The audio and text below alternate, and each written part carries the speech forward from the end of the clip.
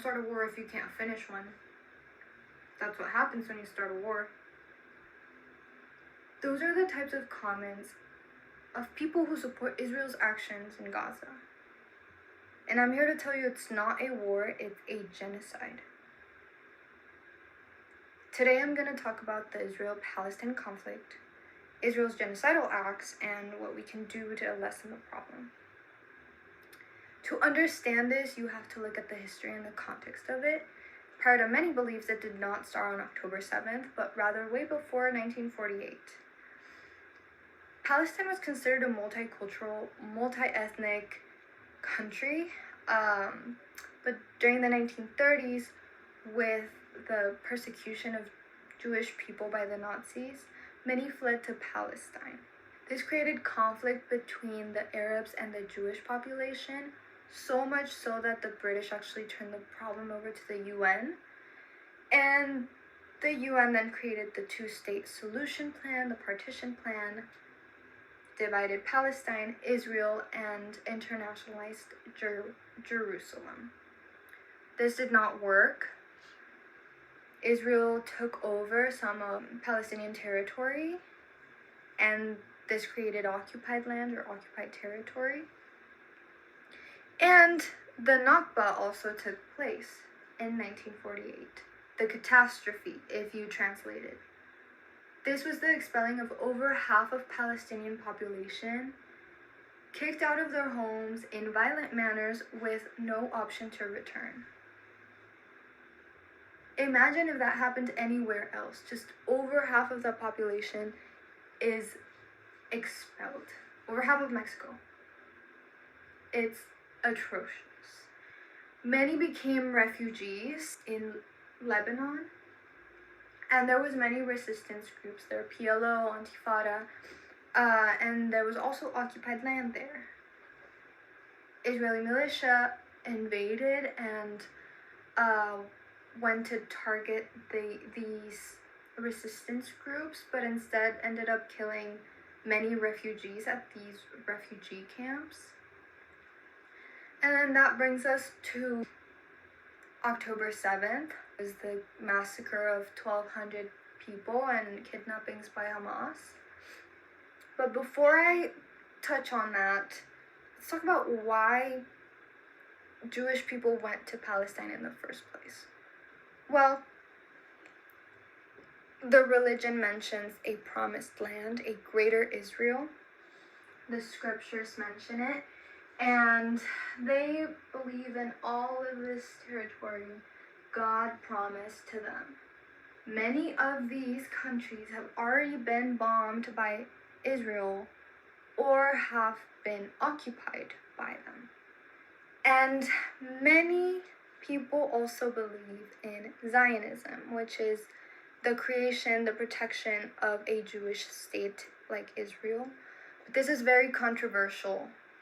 Because how can you have a state of only one particular group of people and not have apartheid, discrimination, racism?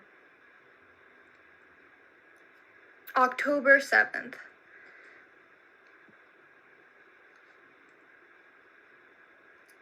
Hamas. Hamas is not a terrorist group, but rather a resistance group.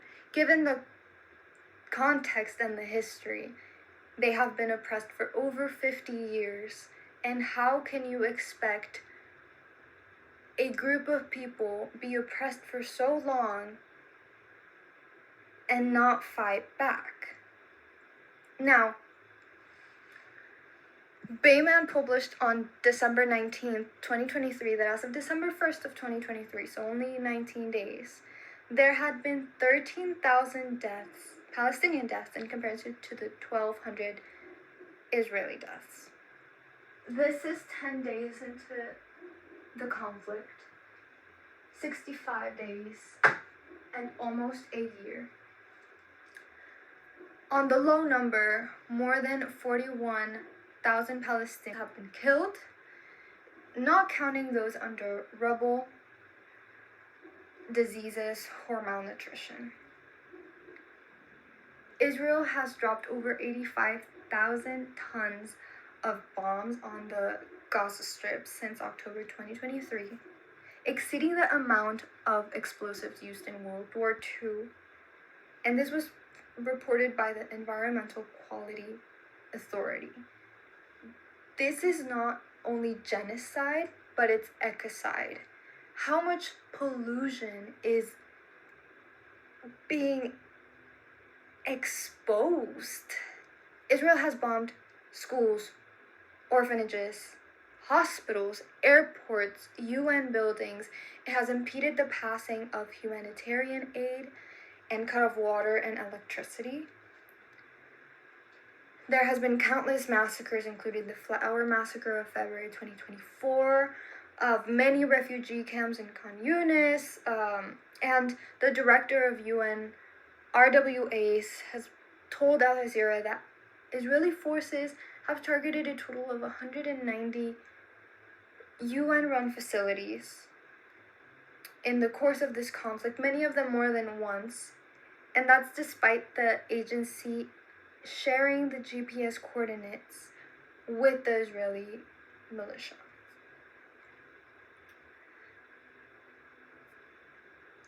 There has also been the killings of journalists, 146 Palestinian journalists, 3 Lebanese, and 3 Israeli. Now, humanitarian aid is basically inexistent. Israel deliberately impedes the passing of it, of food, water, medicine, including anesthesia. They allow them to suffer. And again, Palestinians have nowhere to go. So imagine being starved, can't cross the river because it's too dangerous, and can't flee to Egypt because it's too expensive. NPR News mentions that prior to the conflict, prior to the war, it cost a few $100s. Now it's up to $5,000 per adult and $2,500 per child. In this economy, no Palestinian is able to afford that. So this is why it's a genocide. There's bombings, there's starvation, there's disease, and you are trapped. Can't leave. Have to mention, Israel bombed the only airport that they had. There has been international action, protest, boycotts, and the International Court of Justice declared on July of 2024 that Israel is an apartheid state. It called for an arms embargo, and it also called for the arrest of the Prime Minister and of Mr. Gallant for crimes against humanity and war crimes that happened since the start of October 8th to at least May 2024. As someone who is pursuing medicine, I have to talk about this open letter of 99 health workers, doctors without borders, working in Gaza and seeing the atrocities firsthand. They declare that there has been over 118,908 deaths since October 7th of 2023 up to 2024. The US has funded this genocide. Billions of dollars of our tax dollars are being used to bomb innocent people, to starve them, and doctors do not agree with the US government. They have signed this open letter calling for action to change the ways, to stop being complicit. Doctors, nurses, CNAs, surgical technicians, you name it, any health worker, and these are only 15 signatures, have voiced their support because they have seen what goes on, the targeted shots, the amputees because of the bombings, the starvation, the disease, the trauma.